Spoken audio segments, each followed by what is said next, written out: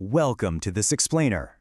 Okay, I want you to picture the sun-drenched sands of the Giza Plateau roughly around 2600 BC. Emerging right out of the desert is a structure so mathematically precise and literally so monumentally massive that for thousands of years, it has completely defied logic.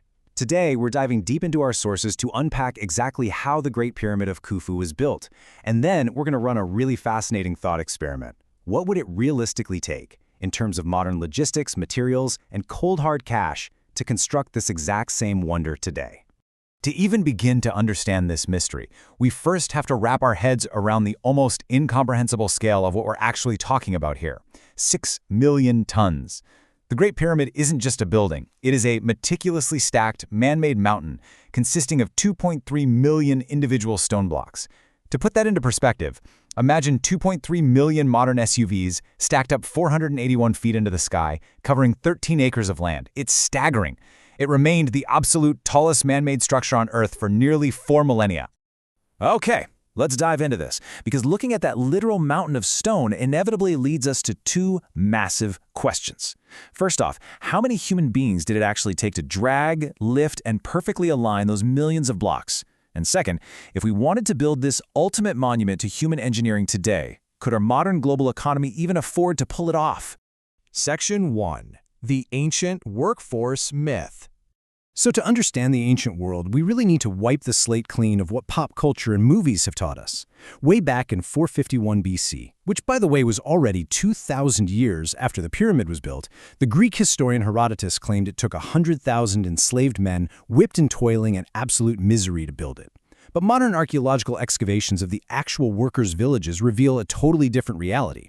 They show a highly organized workforce of somewhere between 4,000 and 11,800 paid seasonal laborers. These were actually respected citizens eating incredibly rich diets of meat, bread, and beer. It was essentially a massive national public works project, mostly completed by farmers during the agricultural off-season, when the Nile River flooded and they couldn't work their fields. Section 2. The Physics of Stone. Right, so if it wasn't a sprawling slave army of 100,000 men, how on earth did a few thousand people lift millions of tons of solid rock? To answer that, our sources turn to the raw physics of stone and energy, brilliantly calculated by researcher Vaclav Smil. He did this genius back-of-the-envelope calculation using 3 pretty simple steps. First, you calculate the total potential energy required to lift all that mass against gravity. Second, you figure out how much food energy a human can actually convert into useful physical lifting work, which hovers right around 20% efficiency. And third, you just divide the total energy by the daily human output to find out the total labor days required. Step 1 yields an absolutely staggering number: 2.4 trillion joules. Now think of a single joule as the mechanical effort it takes to lift a small apple about 1 meter into the air. Now multiply that apple by 2.4 trillion. Lifting this incredibly heavy stone against the relentless pull of the earth requires immense energy. But when you break down those 2.4 trillion joules into the 440 kilojoules of useful work a hardworking person can produce in a single day, the math reveals something astonishing.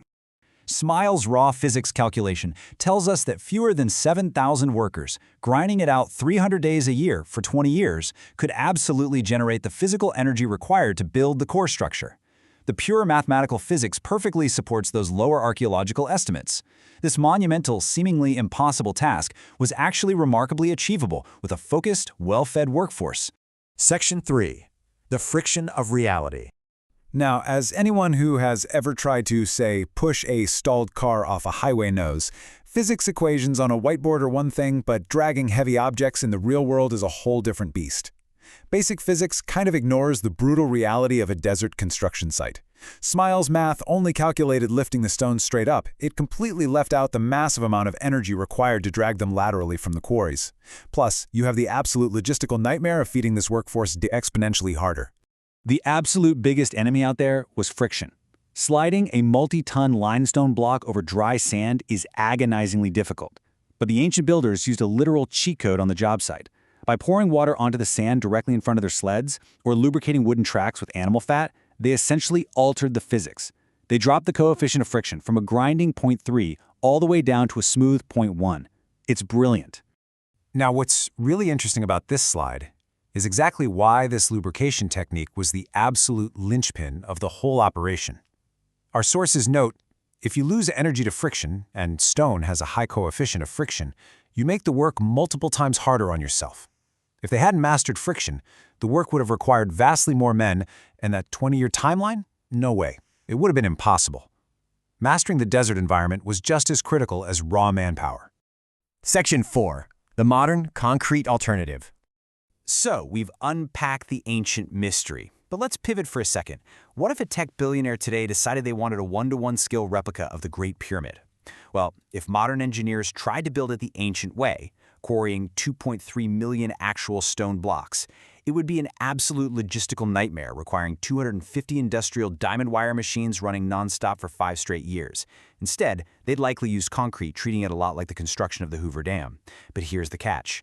Pouring 2.5 million cubic yards of concrete creates a massive chemical reaction that generates extreme heat. To stop the replica pyramid from literally cracking apart, engineers would have to embed a massive network of cooling pipes right into the concrete to run cold water through it as it cures. By utilizing this Hoover Dam-style pouring and cooling technique, we completely bypass the need for all that stone cutting and dragging. A modern crew of just 1,500 to 2,000 workers could theoretically pour and cure a concrete Great Pyramid in under 5 years, which is incredibly fast. But of course, it fundamentally changes the whole soul of the structure, doesn't it? It goes from a meticulously stacked ancient stone monument to just a monolithic concrete block. Section 5. The $5 billion bill. Whether we use concrete or traditionally quarried stone, we eventually have to talk about the budget. Let's tally up the modern financial cost by putting things into perspective. You have the Luxor Hotel in Las Vegas, a steel and glass pyramid that cost about $375 million to build. Then you have the incredible One World Trade Center in New York, which took 8 years and cost roughly $4 billion. And then you have our modern Great Pyramid estimate, sitting at roughly $5 billion. What's super fascinating here is that while $5 billion is undeniably a colossal sum of money, it's actually entirely within the realm of modern mega projects. We could absolutely do it.